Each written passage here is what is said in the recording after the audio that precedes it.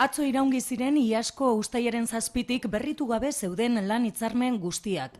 Juan Mari Aburto enplegu sailburuak albiste txar eta kezkagarritzat jo du enpresari eta sindikatuek hitzarmen kolektiboen inguruan akordiorik ez hartu izana. Milaka pertsonen lan baldintzak zalantzan daude. Ez dugu gizarte eragileen jokaera edo estrategia epaitu ez da aztertuko. Eusko Jaurlaritzak gutxieneko akordioak lortzeko ahalegina egin duela adierazi du. Sindikatu eta enpresariekin biltzeaz gain, jakitun batzordea osatu zuen dokumentu bat sortuz, 3 ardatz nagusi jarriz. Lurraldeko hitzarmenen indarra besteen aurrean.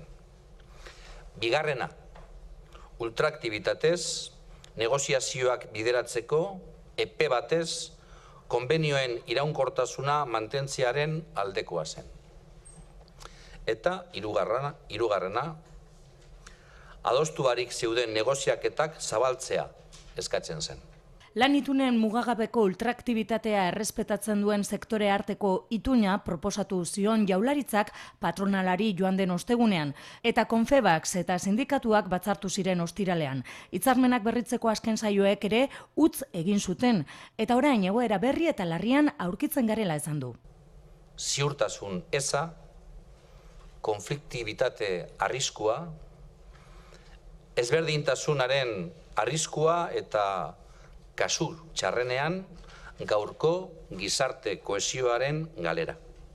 Eskenatokia ez dela bat ere ona eta kohesio falta eta mesfidantza sortu daitekeela adierazi du Juan Mari Aburtok. Eta beste behin, eragile sozialei arduraz jokatzea eskatu die.